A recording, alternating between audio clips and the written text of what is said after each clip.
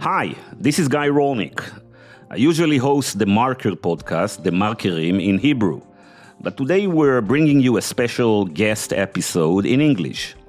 3 weeks ago, together with my partner, Anat, Georgy, I sat down at the German embassy in Tel Aviv with Germany's ambassador to Israel, Steffen Seibert. We had a wide-ranging conversation about the Gaza situation, Israeli trauma, Germany's relationship with Israel, and the persistence of anti-Semitism.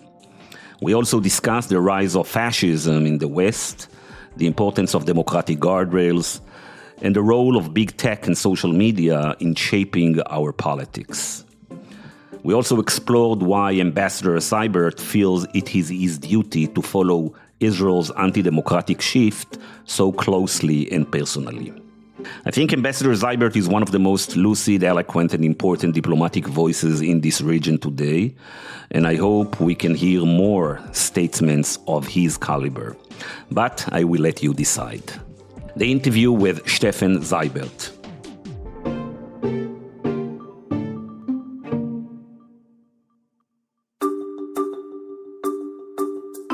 I'm Esther Solomon, Editor-in-Chief of Haaretz English. Around the world, the fight is on to preserve critical and independent media. Haaretz, Israel's oldest newspaper, upholds its long tradition of accurate, committed, and incisive journalism, refusing to bend its reporting to pressure from any government or leader. A digital subscription to Haaretz gives you up-to-the-minute news and analysis in English from journalists who live Israel's reality and are committed to covering the Middle East and its global repercussions. At the same time, your subscription supports the cause of a free press that holds the powerful to account in Israel and around the world. I invite you to become a subscriber to Haaretz now. Just go to Haaretz.com and use the code Haaretz10, that's Haaretz with the number 10, for 10% off an annual subscription.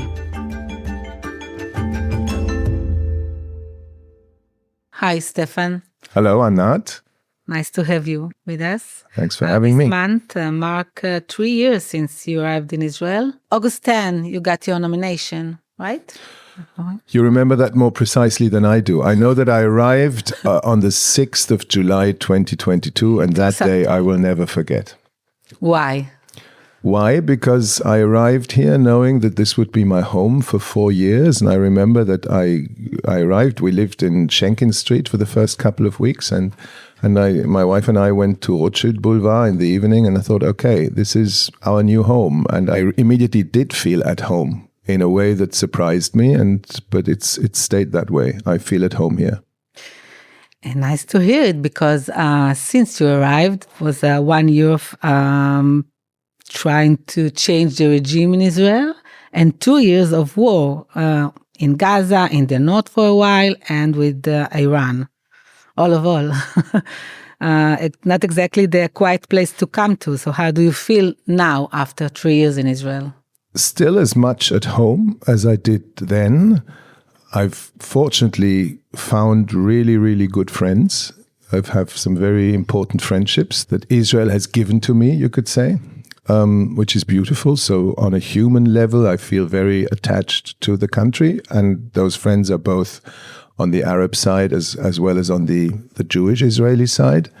Looking at the political and military situation this country is in, it's hard to be optimistic right now. You know that my country is very clearly against the extension and escalation of the war.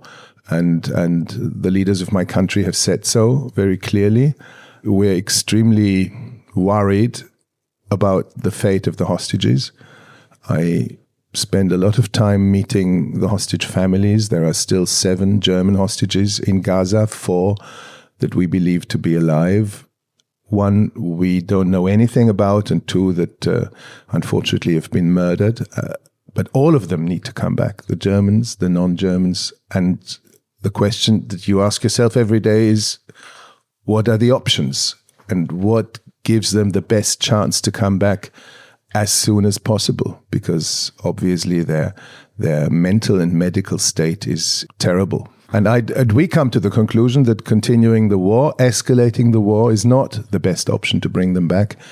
Every time that it was possible to bring back and release hostages was when there was an iska, an agreement, a deal, a ceasefire, and this is what we need now. But from your perspective as an outsider, how do you see the Israeli society and the way it's handling this chaos? I see that under the surface of this very positive-looking country with beautiful people and everything, under the surface there is a lot of pain, a lot of suffering, a lot of exhaustion, also mental exhaustion. I know many people who have spent 300, 400 days in Miluim, and now they get another order, and they don't know how they're gonna, continue their lives. They rarely see their families. They ought to be students, but things are not really going anywhere at the university if they're always in Gaza. So this mental and physical exhaustion, I think, is a real factor, and you feel that when you talk to people, when you look into their eyes. And I know a lot of people who are worried about the direction that their country is taking. I mean, it's not a coincidence that so many people are, pondering, should we go abroad? Should we not go abroad? Maybe let's try Portugal for half a year and then see how that Berlin goes. For actually, many tens of thousands are in Berlin. Yeah. And I don't think they're in Berlin just for the nightlife. I think there is a feeling with some people. There is a feeling that the future of the country as they would want to see it, and the country as they would like it to develop, is right now at risk. There are other people who have people on the other side of the political spectrum, perhaps, for whom things may be going in the right direction. But I know many people who worry, who doubt, and yeah, it's a difficult time to be an Israeli. Also, the idea that when you go abroad, just as a tourist, and you have to worry about your personal safety, and you have to worry if it's okay to speak Hebrew in the street, this is horrible. And it's a challenge to all of us Europeans to, make sure that doesn't become the new reality forever. Yeah. So that's what my next question. In Germany, do people separate between the Israelis and the Israel government, or it's seen as the same thing? Yes, many people do separate, and I hope they do, and I think they must. But obviously, there are incidents that tell us that not all people do. I was in Berlin 3 weeks ago, and a lady spoke to me at a bus stop in the evening because she saw that I was wearing one of these yellow hostage pins. And she came up to me and said in English, "Thank you for your support." She almost whispered it.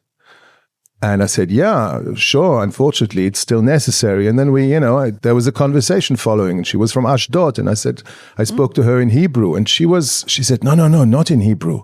I thought, oh my God, here we are in the middle of Berlin at a bus stop, and this Israeli woman dares not speak Hebrew to me. She's afraid to speak Hebrew. Exactly, but this is a horrible thing. I don't think I asked her then if anything had happened to her during her stay. No, it was all okay. But she was just worried, and I can understand that, but I don't want that to be the normal state of things. But in recent months, we've been hearing more about anti-Semitism in Germany, even in Berlin, which used to be open and welcoming to Israelis. How common it's really, and is it mostly linked to immigration for Islamic countries, or do you also see the old familiar anti-Semitism, or maybe it's coming from the radical left? All three. Germany is not a country that needs to import anti-Semitism. We have been, unfortunately, world leaders in anti-Semitism, and it's brought us to a terrible point in history. So there is still that old right-wing extremist anti-Semitism. There is, anti-Semitism of the kind of, in inverted commas, progressive variety at some universities where they think it's a good idea to shout global intifada, which really is a call for violence. And there is some Muslim, Islamist anti-Semitism. Israelis often ask me, has migration made you anti-Semitic? I really want to point out that in a country with 5.5 million Muslims, who are everything in society. There are doctors, there are teachers, there are bus drivers, there are ministers. They are unemployed or employed. They are an element of our society. It is very wrong to assume that every Muslim is an anti-Semite. There is Muslim anti-Semitism, and this is a challenge to us, and we need to be very strict about it. But it doesn't help the cause of Israel, I think, to look at every Muslim immigrant as a potential. That wasn't the question. No. But I get that a lot, and people say, the chancellor has now decided on a temporary arms embargo. He's giving in to the Muslim vote, and unfortunately, that is a intellectually way too lazy way of looking at things. There is Islamist anti-Semitism where we find it. We need to be very strict about it. But there are millions of Muslims who have zero problems with Jews living amongst them. Ambassador, Anat and you mentioned 3 reasons for the rising anti-Semitism in Israel. And I wouldn't say only anti-Semitism, but anti-Israel sentiment. And I believe we neglected to mention maybe one of the main reasons for that is what Israel is doing in Gaza, and especially in the last year. Some people make a big distinction between anti-Israel and anti-Semitism, but given the very extreme measures and the death and despair in Gaza, one can understand why there is such a strong anti-Israel sentiment, not only in Germany or Berlin, but all over the world. How do I phrase this? Public opinion, I can only talk about Germany, but I think it is probably true for most European countries. Public opinion has considerably shifted since October 23 to, let's say now, September 25.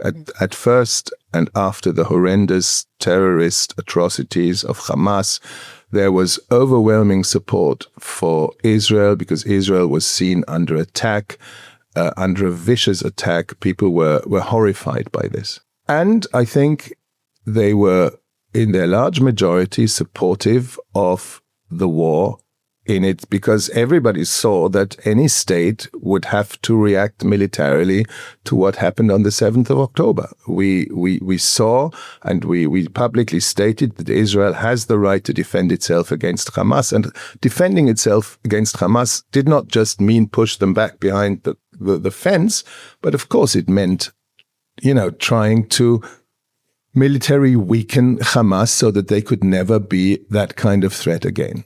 This was the overwhelming feeling, both in the political arena in Germany as well as among people, in the street. Now, 2 years later, 63,000 dead later, many of whom are civilians, many of whom are women and children. The utter physical destruction of the Gaza Strip.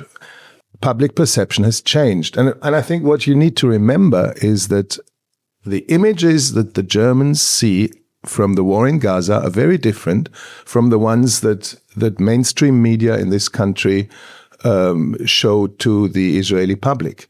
When in Israel, Gaza is the issue, then mostly it's seen through the IDF's eyes. What has the IDF achieved? What has the recent operation been? And what good does the Gaza Humanitarian Fund do in distributing aid? In Europe, you see very different pictures. You see much more of the suffering of Gaza civilians. You hear individual stories. So people get a different perception. And when they then turn against this war, still the vast majority of them are not anti-Israel in the sense that they don't think that Israel should exist or Israel should have a right to exist. Of course they see that. But they are anti what Israel or the Israeli government and the Israeli military is doing right now. And I think that is an important distinction to make. I know many people from my own, circle of friends and family, they entirely support Israel. They think that Israel is a state that we have a very special relationship with. They would never put in doubt. All generations, even the young people around you? Absolutely. They would never doubt the right of Israel to exist or anything. But they do doubt that that what is happening in Gaza right now can be defended, can be is in compliance with international humanitarian law, and is proportional to the threat, I think. And in this country, you hear similar doubts coming from the security establishment. If these leaks that keep coming out of the cabinet, if they are not pure invention, and why would I? And I don't assume that they are pure invention, then there are doubts about the necessity, the wisdom of carrying on the war now, right up to the top of the IDF. Ambassador, earlier you mentioned that you're doing Shvil Israel. I don't know how to translate it to... the Israel, I think it's called the Israel Trail. The Israel Trail, and recently you did it with Yair Golan, the head of the Democrats Party. Of course, you know that retired General Golan became very famous in Israel because of a speech he gave now almost a decade ago, where he said that he's seeing warring processes in Israel. And when Mr. Golan said processes, he specifically meant that there is a faction in Israel which is moving towards something that we've seen in Germany in the 1930s. Do you see that as well? I know the speech, but during the hike we didn't talk about his speech. We spoke about the military and the principles that should guide the military in a very general way, and what had attracted him to the military in the first place, and what he thought a good military leadership would be. So we didn't speak about this particular speech, and I will leave it to him to talk about his speech. But coming back to the war, I think there are obviously incidents of a terrible and dramatic kind. If you look at what happened at the Nasser Hospital, the double strike against Nasser Hospital maybe 2 weeks ago, to put it mildly, hard to explain with the ethics of a military. And okay, there was a pretty swift apology coming the next day, even from the Prime Minister, talking about a mishap. But I think it's important that incidents like this, and there is quite a list of them, change the behavior and are not just seen as one-off mishaps and then, back to business. They need to change behavior. They need to change the way that situations are assessed. As a German, when you see what I personally see, as a Jew and Israeli, the rising share of Israelis that actually are believing in Jewish supremacy. As a German, what do you feel? Aren't you very, very worried? Well, I don't want to be put into a situation here where I judge the Israeli people. Let's be specific. And maybe first of all, I should say that as a German, I'm worried by tendencies and developments in my own country. And I see that our democracy is not as unchallenged and forever stable as maybe I thought 10 years ago. And I see challenges to our democracy. I see a political climate which worries me very much in my country. So since I'll be going back to Germany next summer, I'm kind of in my head already preparing myself for what role can you play there to, try to make your own country better? But specifically, the present government of Israel works under a coalition agreement, or whatever they call it, the first line of which is the Jewish people have an exclusive right to all parts of the land of Israel. An exclusive right, not a historic, not a special, but an exclusive right, meaning that no one else has a right. This is not the way that we or any other European state looks at this. We believe that in this region, let's call it the Holy Land, this is the homeland of the Jews. This is where Jewish culture, Jewish history, the Hebrew language, the Jewish religion was born. So there's no doubt that this is where the Jews belong. And that's why it's right to have created a Jewish state in 1948. but this is also the homeland of the Palestinians. They too have roots and history here, and they also have a right to have their state. So exclusivity, I think, is the wrong kind of approach. And I know this is the approach of parts of the Israeli government, and they're very clear about it. As the representative of the Federal Republic of Germany, I must say this is not our approach, and it will never be. And we will never accept if political facts are created. I mean, there's a lot of talk about annexation now. This is never going to be accepted. But, how much is this challenge the relationship between Israel and the German government? The fact remains that we consider ourselves, and forever, friends of Israel and supporters of the right of Israel to be here, to be safe, and to have this Jewish and democratic state. This is not a fashion in German politics. This is one of the pillars of our political identity. Within that friendship and that partnership, we have serious disagreements. One of the disagreements is about the occupation that has been going on for 58 years, about the settlements, and right now, every day I hear about, possible annexation. This is going to be a big disagreement. Well, you said that you believe this friendship and support will continue forever. Aren't we harboring a danger that we may lose the support of Germany and Israel given what's happening in the last few months in Gaza? As recent events show, and the Chancellor's declaration too about a temporary arms embargo against arms that could be used in Gaza, in the Gaza war, that shows you that we've reached a point where the Chancellor of the Federal Republic found it necessary to express his government's disagreement in not just words, but an action. And if you look back at the last decades of our relationship, this is a relatively rare occurrence. Not where we would like to be, but necessary, painful and necessary. And aren't we risking losing the support of the German people and not the German government before even the German government? Well, I spoke about the shift in German public opinion, which worries me very much, because it is very important for us to have the support of the German people in our politics towards the Middle East and in our politics towards Israel.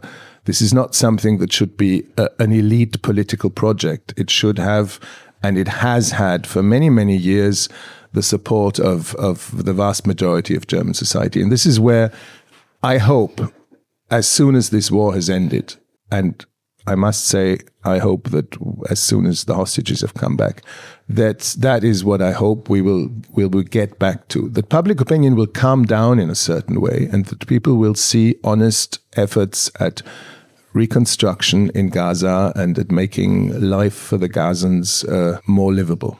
So I want to talk to you about global populism and about the news media that you already mentioned. But before we end this chapter in the interview, I want to go back for a second, 2.5 years ago. You made what I think is a brave but very different decision, and you went to the Supreme Court for the hearing about the reasonableness, Piskat Svirut. Tell me about what got you to go there, because it's very interesting. It was very interesting. This seemed to me to be one of the high points in this fight over the judicial reform that had pretty much shaped all of 23. Before the October 7th events, that was what 23 was about politically. And this seemed to be the culmination point. So, bearing in mind that I'm an ambassador and I'm supposed to report to my government, and we followed this demonstration movement, the declarations by the government, what they wanted to achieve, we followed this whole debate very closely. Bearing in mind all that, I thought, okay, let's go to where this decision is going to be taken and see for ourselves. I went there. I was lucky to get in. We had to get up very, very early to be there at like 7:10 or something to get one of the not so many seats. And then we saw what happened for a couple of hours. It was extremely interesting. I did not take any position. I just went there and wanted to see with my own eyes and report back to my government. This is what I believe is also the job of an ambassador. To be honest, I didn't quite understand what the furor was about. Why would I not go there? I did notice that the American ambassador went to the Prime Minister's trial the other day, which was an interesting move that I did not make, but okay, it was interesting. Well, you can say that you did take a position. Just showing up there was No. This was a hearing where you heard arguments in favor of the government's position and arguments against the government's position. Okay. It was going there, and there in the audience there were people who were very pro government. There was Tali Gottlieb was shouting away in the first row. So no. I really refuse to believe that it was taking a position just by going there. I was overly curious, but okay. Well, I think it's taking a position, and I think that Germany, should take this position, especially Germany, because when we look around the world, I think that.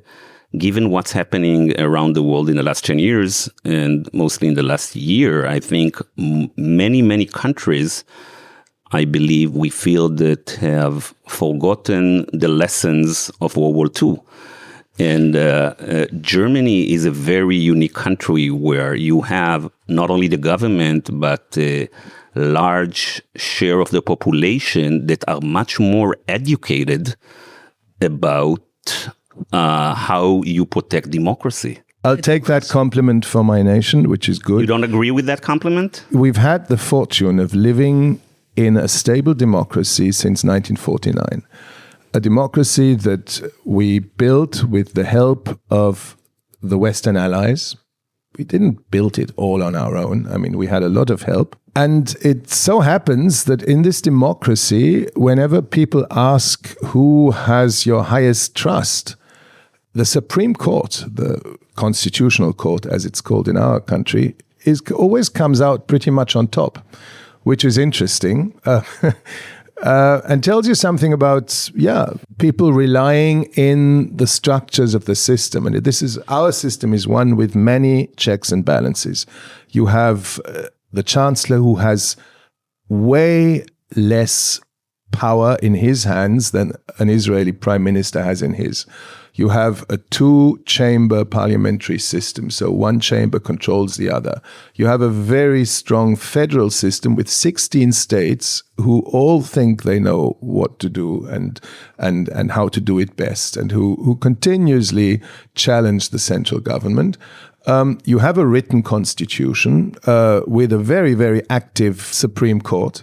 Sometimes when I heard the government here complain about the activism of the Bagatz, I always wanted to say, listen, try living with the German Constitutional Court. I mean, they are really tough in every direction. They throw out national budgets, they ban laws, and this has affected every German government of every color.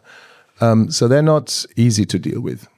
Yeah, it's a system of checks and balances, and I think most people have learned to believe that this is the best for us. So from Germany point of view, what could help bring back stability and trust in Israeli democracy system? I don't want to give this advice from, the sidelines. I see a very strong civil society here. We in this embassy, we deal with wonderful civil society organizations all the time, and we know how much energy, how much fantasy, how much stubbornness they have, and of course they need the support. That's also true.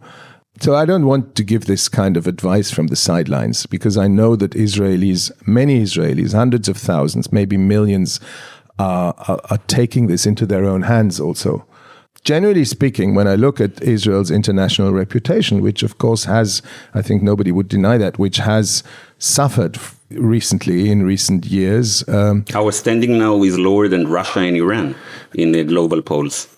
Well, which certainly you do not deserve. There is no more war criminal government in the world than the one in Moscow. Let's just state that. And what the Iranians do to their own people, on a daily basis, and via proxies, what they have been trying to do to other people, especially Israel, is also horrible. But back to the fact that your international reputation has suffered. And I think people all over the world are waiting for an end of this war. They're waiting for the release of the hostages and for humanity to return to Gaza so that 2 million people can have a future in their own land.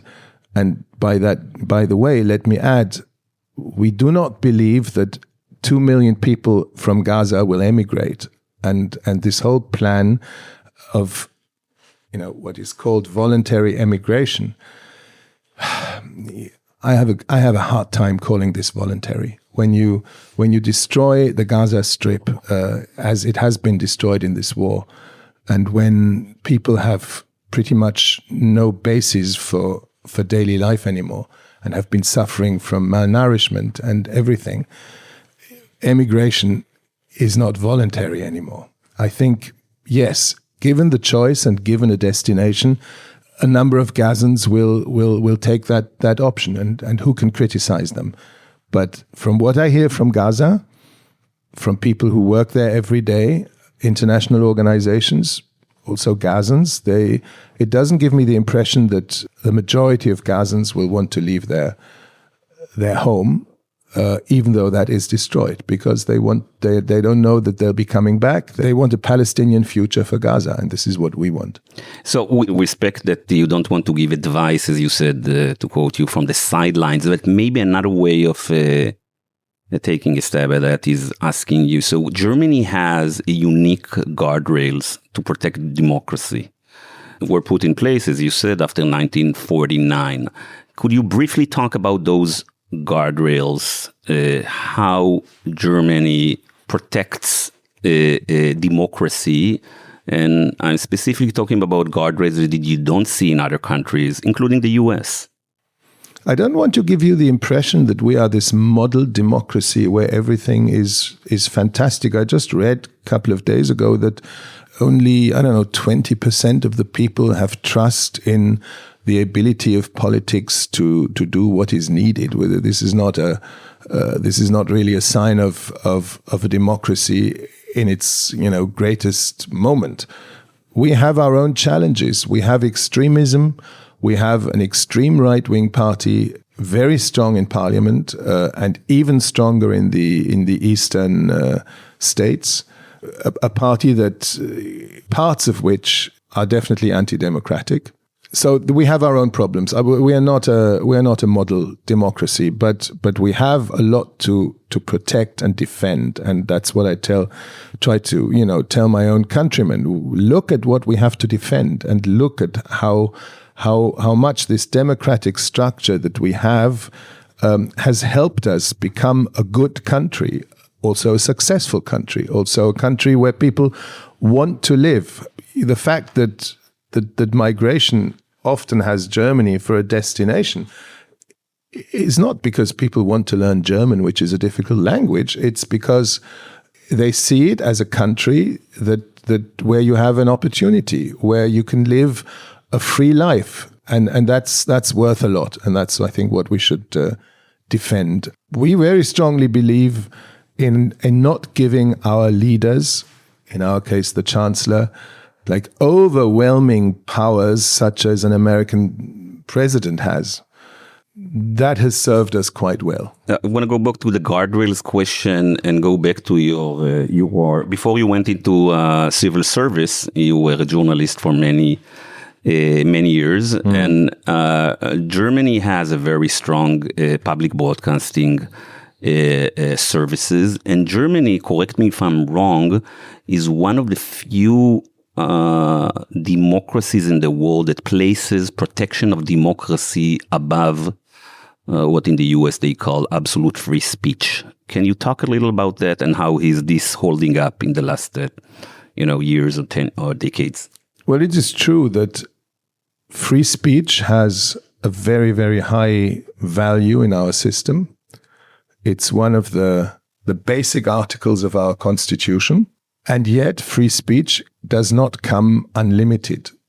Free speech is not allowed when it incites to hatred, to racism, to behavior that threatens the cohesion of our country.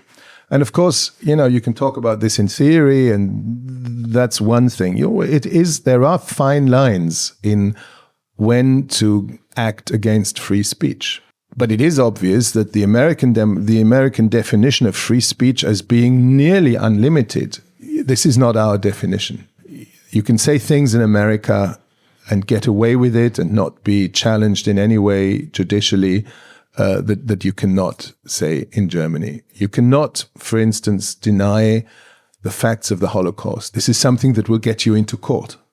You cannot publicly spread hatred of people of a different color and call for whatever violent solution. You cannot do that. And I believe that it is important to uphold free speech and yet draw those lines. And in the recent debates over Israel, the Gaza war, this has been a real challenge. And there have been thousands and I don't know thousands, but probably thousands of demonstrations that were allowed where people voiced criticism of the war in Gaza, criticism of the IDF's actions, the Israeli government. And some of it was very hard for me to listen to, and some of it went very close to where I would draw the line. And there have also been, I don't know the number, a smaller number, but there have been numbers of demonstrations that were not allowed to take place because they did cross the line. And I think this is important for the way we talk about what's going on in this country right now. It is, I think, completely okay, permissible to say stop the killing of children in Gaza. I would have a lot to say about that, but this is something that people must be able to say.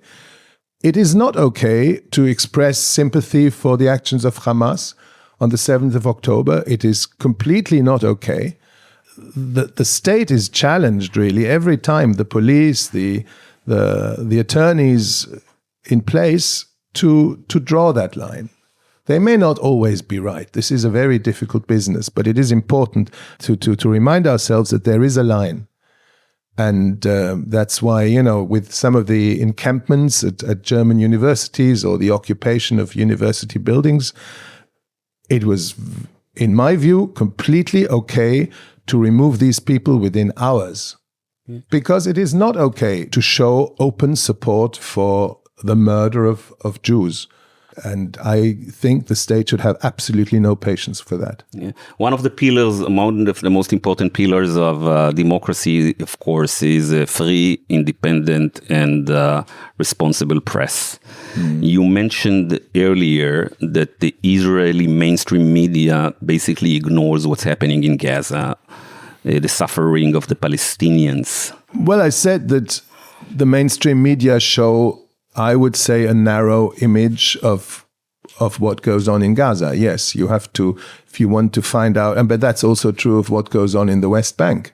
If you want to find out how things look for a Palestinian villager in the South Hebron Hills, or how things look for a family in Khan Yunis, you will find that in Israeli media, but they are not going to be the media that 80% of the Israelis consume. 4%. I think it's more than that. Well, this is where I have to disagree because I know our market share anyway. Okay. Yeah. So a couple of questions about the... So we were working on that. Explain. No, I mean, we're doing a podcast. Okay. We want at least 4.2% of the market share. Thank you for that. Much appreciated. I don't know if I helped, but... Okay, but trying is good enough. Israel has very strong two allies, which is Germany and the United States. But in the last year, less than a year, we have a new administration in the United States that takes a totally different look, not only about Israel, but also about democracy. Does that get you to be worried as well? You do ask difficult questions. I was government spokesman in Germany, spokesman of Chancellor Merkel during the first term of President Trump. And already it became clear that his approach to governing also his approach to democracy is a different one, let's put it that way. I think from Trump 1 to Trump 2, we have seen a certain hardening of positions on his side and also in his camp. So yes, I think we are faced with challenges also in Europe. The kind of total reliance on the Americans as our best friend and partner and a kind of positive big brother figure, which is what we grew up with, can certainly not be taken for granted anymore. You cannot take for granted anymore that America will commit itself, also militarily, to defending parts of the European territory. I mean, this is what we hope, and this is what we would expect in the worst case scenario, because they are the lead nation in NATO. But I think that total reliability is a little threatened. Yeah, so the last question is, yesterday, Ray Dalio, he's a hedge fund guy from the US, one of the big hedge funds, says that he's worried, and he opines a lot in the media. He wrote an op-ed in the Financial Times. He said that he's worried that what we see in the US today, there is resemblance of Germany in the 1930s. I lose a lot of sleep at night in the last year and couple of years of the rise of global fascism around the world, not only in the US, but all over the world. Do you share this concern? No, I have to speak personally and not as the ambassador of Germany in Israel. Personally, my concern is about the incredible influence that the tech tycoons have acquired, and the great political clout that gives them. And my personal concern is also over knowing that some of these tech tycoons have very libertarian and I would say anti-liberal ideas of democracy. And to see them so close to the power and with so much influence worries me, yes. But that's me personally. Yeah, so personally, social media is a major threat to democracies all over the world? That's too easy to say, because social media is also a major tool for democracy. You will see many democratic movements, many citizens' movements use social media to spread their message and use it very successfully. But you also see the opposite. We can't go back to a time before social media. This is not going to happen. You cannot uninvent the wheel. It's happened. It's there. So maybe we can regulate it. Yeah, exactly. The way that television and radio regulated after World War II. Yes, but the way that it's omnipresent and every 12-year-old has it on their phones makes it a lot more difficult to regulate. I mean, that's maybe one of the ideas that also in Germany people are thinking about. Should 12-year-olds have it on their phones? Ambassador, thank you very much for your time. Thank you. Thank you.